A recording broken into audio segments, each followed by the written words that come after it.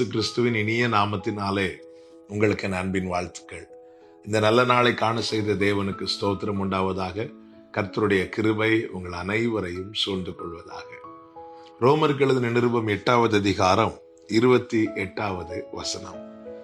அன்றியும் அவருடைய தீர்மானத்தின்படி அழைக்கப்பட்டவர்களாய் தேவனிடத்தில் அன்பு கூறுகிறவர்களுக்கு சகலமும் நன்மைக்கு ஏதுவாக நடக்கிறது என்று அறிந்திருக்கிறோம். கர்த்தருடைய பரிசுத்த நாமம் மகிமைப்படுவதாக. எல்லாருக்கும் மிகவும் பிடித்த வசனங்களில் ஒன்று என்று சொல்லலாம். சகலமும் நன்மைக்கு ஏதுவாக. ஆனால் பல நேரத்தில் அநேகருக்கு எழும்புகிற கேள்வி, எல்லாவற்றையும் எப்படி நன்மை என்று எடுத்துக்கொள்வது எனதான்.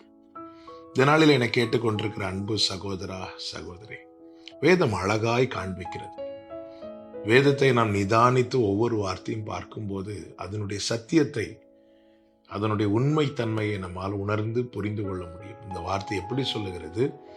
அவருடைய தீர்மானத்தின்படி அழைக்கப்பட்டவர்களாய் தேவனிடத்தில் அன்பு கூறுகிறவர்களுக்கு சகலமும் நன்மைக்கு ஏதுவாக நடக்கிறது. அழைக்கப்பட்ட எல்லாருக்கும் சகலமும் நன்மைக்கு ஏதுவாய் நடக்கிறது என்று வேதம் சொல்லவில்லை. அப்படி என்றால் யூதாசுடைய வாழ்க்கையை பாருங்கள். அவன் அழைக்கப்பட்டவர்களில் ஒருவனாயிருந்தான், தெரிந்து கொள்ளப்பட்ட 12 பேரிலும் ஒருவனாயிருந்தான். அப்படி இருந்தும் அவனுடைய வாழ்க்கையின் முடிவில் நடந்தது அவனுக்கு நன்மையானதா இருந்ததா? இல்லவே இல்லை. அது அவனுக்கு மிகவும் தீமையானதா இருந்தது. ஏன் தெரியுமா? அவன் அழைக்கப்பட்டது உண்மைதான், ஆனால் கிறிஸ்துவினிடத்திலே அன்பு கூறவில்லை. அழைக்கப்பட்டவர்களில் யார் தேவனிடத்தில் அன்பு கூறுகிறார்களோ அவர்கள் வாழ்க்கையில நடப்பது எல்லாமே சகலமும் நன்மைக்கு ஏதுவாக தான் நடக்கிறது. இந்த நாளில் என்னை கேட்டுக்கொண்டிருக்கிற அன்பு சகோதர சகோதரி, என் வாழ்க்கையில எது எப்படி நடக்கிறது என்பதை நான் யோசிப்பதை விட நான் எதிலே கவனம் செலுத்த வேண்டும் தெரியுமா? நான் அவரிடத்துல அன்பு கூறுகிறானா? பழைய ஏற்பாட்டிலே ஆண்டவரை மிகவும் நேசித்தவர்களில் ஒருவன் தான் தாவீது. சங்கீதம் 18:1 சொல்லுகிறார், என் பலனாகிய கர்த்தாவே, நான் உம்மில் அன்பு கூறுகிறேன். அந்த தாவீதின் வாழ்க்கையிலே கர்த்தர் ஒரு விசை சிங்கத்தையும் கரடி அனுமதித்தார். ஏன் அப்படி அனுமதித்தார் என்ற கேள்வி தாவீதுக்கு எழுந்திருக்கலாம். ஆனால் அதை அனுமதித்ததுனாலதான் சவுலுக்கு முன்பாக சாட்சியாய் நிற்க முடிந்தது. இல்லை என்றால் எதை சொல்லி நிரூபிக்க முடியும்? கோலியாத்தோடு யுத்தத்துக்கு போக வேற எதை சொல்ல முடியும்? நான் அபிஷேகம் பண்ணப்பட்டவன் என்று அந்த இடத்துல சொல்ல முடியுமா? அப்படி சொல்லியிருந்தால் சவுலே எதிரியாக மாறி இருப்பான். அந்த இடத்துல அவன் சிங்கத்தோடு கரடியோடு யுத்தம் பண்ணி ஜெயித்ததை வெளிப்படுத்துகிறான். கோலியாத்தை தாவீதுக்கு எதிராக கர்த்தர் அனுமதிக்க காரணம் என்ன?